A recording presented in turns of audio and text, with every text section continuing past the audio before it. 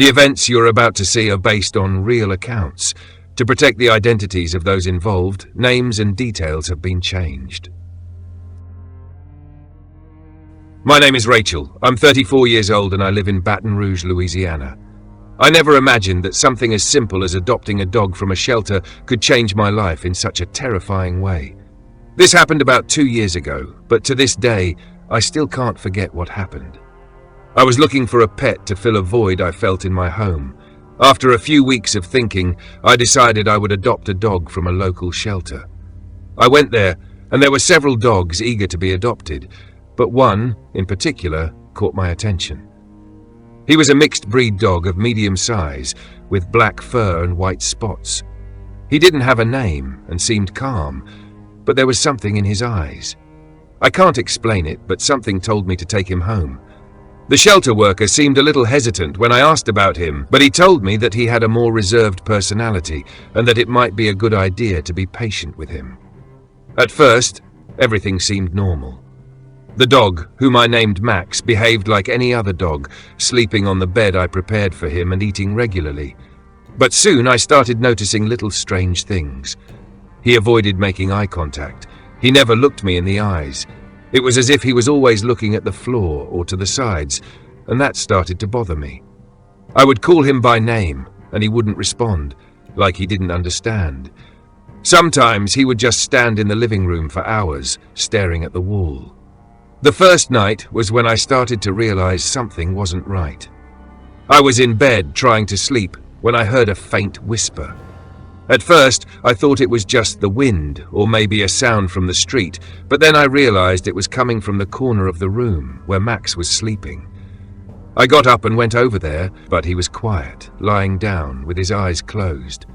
However, the whisper kept going, like someone was speaking softly in a language I couldn't understand.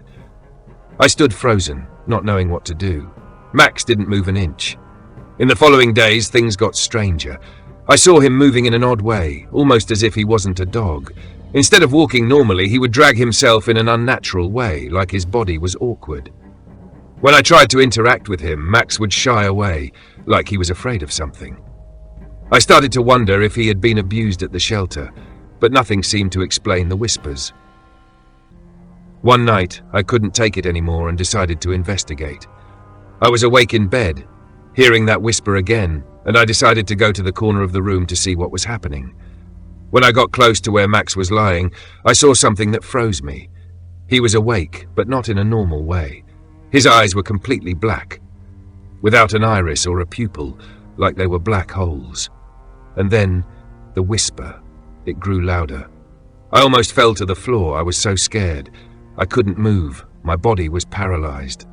The next day, I went back to the shelter to ask more about Max, but when I got there, the worker who greeted me seemed unsettled. He told me that he didn't remember a dog with those characteristics, and that there was something strange about the way he talked about the animal. When I mentioned the whispers, he seemed nervous, but didn't give me many answers.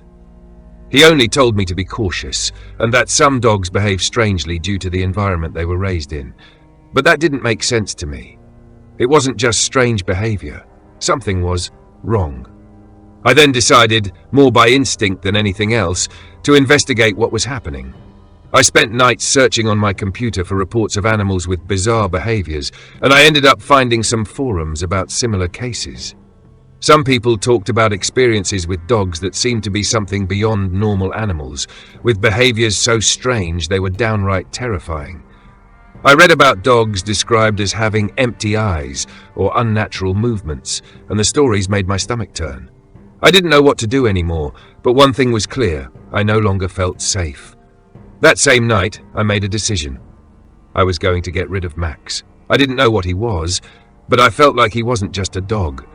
When I went to the corner of the room to grab his things, Max was there, still watching me with those empty eyes. The feeling of fear was palpable, and the temperature in the room seemed to drop drastically. Then I heard the whisper again, but this time it seemed like it was coming from Max himself, directly from him. I didn't know what was happening, but fear took over.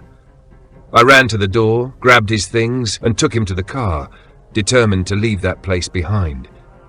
I went back to the shelter, But when I got there, the worker was different. He looked at me, and I don't know how to describe it, but there was something strange in his gaze, like he knew exactly what had happened, but didn't want to speak about it. I left Max at the shelter and ran out. I haven't been back since, and I never looked into what happened to the dog. Since I left that place, I've never heard the whispers again, and I've never seen Max. But to this day, I have nightmares about those empty eyes and that distant whisper. I don't know what that was, but I know it wasn't a dog. I was either lucky or maybe cursed to have adopted him. And if you're thinking about adopting a pet, be careful. Not all dogs are what they seem. My name is Graham Telford. I'm 38 years old and I live in Asheville, North Carolina. What I'm about to tell you happened 6 years ago, but to this day it still leaves me uneasy. I've never been the type of person to believe in such things, but after that night, I began to question a lot. I've always had cats. At the time, my companion was a black mutt named Milo. He was calm, lazy even, and spent most of his time curled up on the couch or stretching out in the sun. But a few weeks before that day, I started noticing strange behavior. Sometimes, out of nowhere, he would fix his gaze on a corner of the room and stay like that, completely still. At first, I thought it was just a cat thing. Maybe he was watching a tiny insect or just playing by himself. But over time, it kept getting stranger, more constant. He always looked at the same places. The corner of the room near the bookshelf and the hallway leading to my bedroom. And it wasn't just a curious glance. It was intense, fixed, as if he were actually following something. A few times his fur would bristle and he'd arch his back, hissing at nothing. But there was nothing there. Absolutely nothing. I'd checked the whole house, thinking it could be a rat or some other critter, but I never found anything. That behavior intensified over the next few days. Milo began spending more time staring at those specific spots. I became intrigued, but still tried to make excuses for it, thinking maybe he'd gotten used to something, like a passing shadow or a reflection of the light in the windows. I tried to rationalize it, but something inside me started to question it. One night, after a normal day at work, I sat down in the living room to relax a bit before going to bed. Milo, as usual, was beside me, stretching and settling in. But this time, he didn't settle down. He stayed there beside me, staring intently at the hallway with a serious expression, as if he were fixated on something invisible. I thought he was just distracted, but time passed, and he didn't take his eyes off that spot. I was home alone that night, and the room was silent, making everything even more unsettling. I went into the kitchen to grab a beer, and as I passed the hallway door, I heard a noise. Just a snap. Something that seemed to come from the back of the house, from my bedroom. I went to check, but there was nothing. Nothing but a quiet house, immersed in the dim light. The silence made me uncomfortable, but I wasn't prepared for what happened next. I went back to the living room and sat on the couch. Milo was still in the same position, staring at the hallway.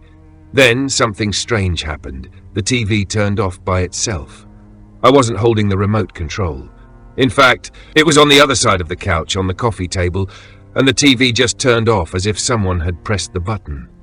I stared at the blank screen, trying to understand what had happened, but fear started to take over. Then, in the reflection of the TV, I saw something. It wasn't a clear image, but a distortion, a shadow, something moving at the entrance of the hallway. I craned my neck to try to see better, but the shadow disappeared. I went into the hallway, but there was nothing. I can't explain what I saw, but it was clear to me that I wasn't alone in the house anymore. Milo, who had always been calm, was now completely out of sorts. He crawled under the table and continued to stare at the hallway, hissing and growling quietly. That's when I realized he was also seeing something that I couldn't see. That feeling of dread, of presence, was becoming unbearable. Every little noise seemed amplified, and every movement from Milo seemed like a response to something I couldn't understand. The fear was overwhelming, and the feeling of being watched wouldn't leave me. For a moment, time seemed to stop. I was paralyzed, not knowing what to do. Then something happened that completely left me speechless. The door to my bedroom slammed shut by itself. There was no wind, there was no explanation. I was in the living room, far from the door, and it just shut with a bang. That was enough to make me run into my bedroom and lock the door. There I shut the curtains and sat there, motionless, listening to the heavy silence around me. I don't know how long I stayed in my bedroom, but when I finally got the courage to leave, the atmosphere felt different. The sense of being watched was still there, but the silence was now even more oppressive. I tried to rationalize everything, to think that it was just fear playing tricks on my mind. But I knew it wasn't just that. Something was there, something that shouldn't have been. Milo, after that night, was never the same. He stopped staring at the same spots in the room, but the change in his behavior was evident. He became more distant, and he just wanted to be near me all the time. He followed me around the house as if he was trying to protect himself from something. The worst part is that, to this day, whenever I pass by a reflection, whether on the TV, a mirror, or even a window, I can't help but look a little longer than necessary. I don't know what I'm expecting to see, but something tells me I shouldn't look. I've tried to move on, to forget what happened that night, but something inside me still carries that feeling, that presence, that heaviness in the air. I've never found an explanation, and honestly, I don't think I want to. All I know is that every time I remember that night, a chill runs down my spine, and the feeling of being watched never completely disappears. My name is Jack. I'm 38 years old, and I live in a small town in Ohio. This story happened to me about 2 years ago, and I still don't know how to explain it. I'm sharing this here because I need to get it off my chest, and I'm hoping someone, anyone, might know what happened. It all started one late evening in October. The weather had been fine all day, but as night came, the air turned cooler and the wind began howling through the trees. We were all inside, just watching TV and relaxing, when we first heard it.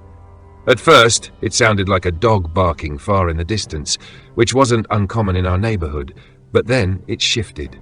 The barks turned into a weird howling sound, almost like something was trying to mimic a wolf. I thought it was strange, but we didn't think much of it. Then it started happening every night. The howls would come around the same time, usually just after midnight. It was like a pattern, and we began to dread it. Max, our dog, was the first to react. He'd always been a brave dog, protective of our family, but this was different. One night he just froze, staring at the door with his ears flat against his head, clearly scared. I couldn't understand it. Dogs don't act like that unless something's really wrong. I went to the door and called for him to come inside, but he refused. He wouldn't budge. I thought it was just him being stubborn, but then I noticed something on the security cameras we had around the house. There, moving slowly at the edge of the backyard, was a figure. It wasn't a person, and it wasn't like any animal I had ever seen. It was a thin, canid figure walking on 2 legs. I stared at it, unable to believe my eyes. This wasn't a trick of the light or my imagination. It was real. I immediately went outside, thinking I could chase off whatever it was. Max was still inside, shaking and refusing to leave the house. As I stepped into the backyard, I felt an odd chill run down my spine, but I brushed it off. I kept looking around, half expecting to find some kind of animal or person playing tricks. But there was nothing there, no sign of the creature from the cameras. Nothing. I thought maybe I was just seeing things. But then the howling continued, and Max wouldn't go outside anymore. It was like he knew something was wrong. He would just stay by the door, whining to get back in. The sounds didn't stop either. In fact, they got worse. One night, I woke up to the howling so loud it shook the windows. It was like the creature was right outside the house. My heart raced as I got up and went to the living room to check the cameras again. That's when I saw it.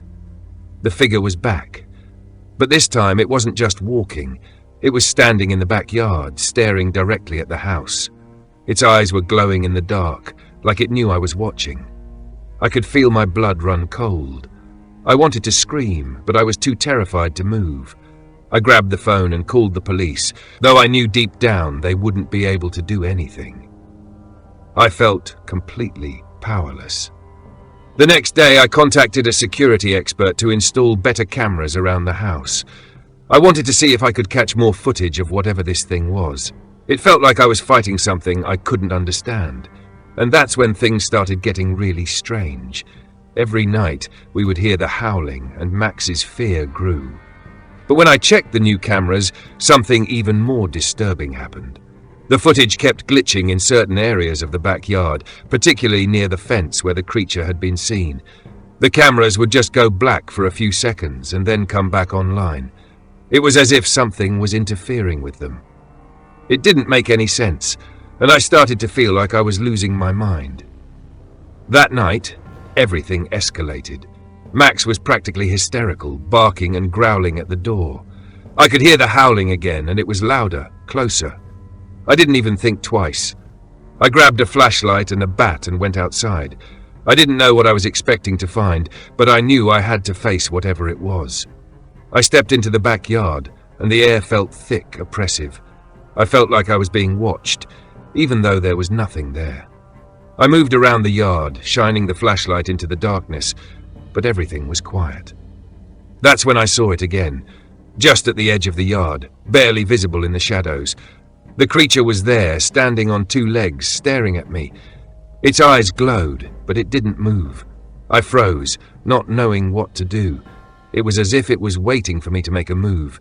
I don't know how long I stood there staring at it, but I was too terrified to even think about going closer. Suddenly, Max started barking furiously from the doorway, and the creature turned and ran, disappearing into the trees. I don't know how it moved so quickly. 1 second it was there, the next it was gone. I ran inside, slamming the door shut behind me, but the fear didn't leave. That night I barely slept. The howling was gone, but the fear remained. I didn't know what we had just encountered, but I knew I couldn't explain it. The next morning, the whole thing seemed to vanish as suddenly as it had begun. There were no more howls, no more strange figures, no more fear. Max eventually stopped acting scared, and we went back to our normal routine. But something inside me told me that this wasn't over. I felt like we were being watched, even though nothing had happened since that night.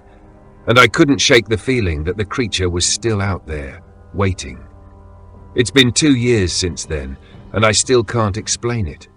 Sometimes I catch Max staring out the window at night, like he's looking for something. I don't know what it was, but I don't think it was just a bad dream. Whatever we saw that night, I know it wasn't from this world. And sometimes, when the wind howls through the trees, I still hear that strange, haunting sound. My name is Evelyn. I'm 34 years old, and I live in a simple house in the suburbs of Kansas City. This story happened about 2 years ago, but it still haunts me. I've never told anyone about it because I know no one would believe me. So I decided to come here to this forum to share what happened to me and maybe, somehow, try to understand what it was. That night, everything seemed normal. I was home alone, like always, watching TV on the couch. The cat, Fred, was curling around my legs, as he always does when he wants some attention. He was a curious cat, with black fur and intense green eyes. It was a bit cold, and the house was eerily quiet, like even the atmosphere knew something was about to happen. It was around 2 a.m. when I started hearing the meow. It wasn't Fred meowing like he usually does, but it sounded like a meow coming from outside, softer, like he was asking to be let in. I got up from the couch, thinking he must have gone outside and was asking to come back in, like he'd done before. The meow wasn't exactly the usual sound, something was different, but I recognized it. It was Fred. I went to the front door, looked out the window, and didn't see anything. The meowing continued, but it sounded like it was coming from somewhere far away, like it was outside the house. I opened the door and looked into the darkness outside. Nothing. The street was empty, no sign of anyone or any other animals, just the meowing of Fred echoing in the cold night air. When I turned to go back inside, something strange happened. Fred was there, standing in the hallway, staring at me. Those green eyes, he was inside, just like always. I froze for a moment. How had he gotten in? I was sure he had been outside, asking to come in. But when I looked again, I noticed something even stranger. The meowing kept going. It was coming from somewhere in the dark, not from Fred, but from somewhere else. The feeling I had was as if something was watching me, like the night had gotten thicker, the air heavier. The only thing that made me feel like I wasn't completely alone was the meowing, a sound that was perfectly familiar but strange, like it was being imitated. I couldn't move my legs. All I could do was look at Fred, who was still standing in the hallway, motionless. For a moment, the meowing stopped. I took the silence as an opportunity to close the door, lock it, and step away from the entrance. But before I could take a step, the meowing returned, louder and more insistent, coming from somewhere inside the house, near the living room. I already knew Fred was with me, but the sound kept going. My stomach churned, and I couldn't make sense of what was happening. I decided to search. I dragged myself down the hallway, my mind racing for any logical explanation for what was going on. The meowing was coming from the direction of the kitchen. I was getting colder, my heart beating fast. I slowly opened the kitchen door and looked around. Everything was normal. Nothing. Just the meowing, now quieter but still clear, as if it were right next to me. That's when I realized it wasn't just the sound that was wrong, it was the silence after the sound. When Fred meowed, he would usually come closer. He was right next to me, his innocent face asking for affection. But this meowing didn't have that proximity. It was a sound that seemed to be moving away from me, like whatever was making it was hiding in the dark. I didn't know what to do anymore. I shut all the doors and windows, locking myself inside the house, but the meowing didn't stop. For hours it echoed through the rooms. The feeling of being watched didn't leave me. The fear took over, and the idea that the sound was coming from somewhere I couldn't see consumed me. The meowing only stopped when the sun came up. With the first light of dawn, the house calmed down. I was exhausted, trembling, and no matter how hard I tried, I couldn't understand what had happened. Fred was still there, lying on the couch as if nothing had happened. When I went to him, I noticed something even stranger. His eyes were different, like there was something more in them. But I might have been imagining it. The fatigue hit me hard. In the following days, I searched for explanations. I looked on the internet, trying to see if anyone had experienced something similar. I found some stories, but none spoke about what I had gone through. I asked my neighbors, but no one seemed to have heard anything. I even asked a vet if cats could imitate their own meows, but he said it was impossible. To this day, I can't explain what happened. The meowing never came back, and the feeling of being watched faded away. But whenever the house is quiet now, every time Fred makes any sound or behaves strangely, I get a chill down my spine, as if that night never ended. Maybe I'll never know what really happened that night, but I can't. If you enjoyed the video, don't forget to leave a like to support the community. And if you're not subscribed yet, make sure to subscribe and turn on notifications so you don't miss any new content. See you next time.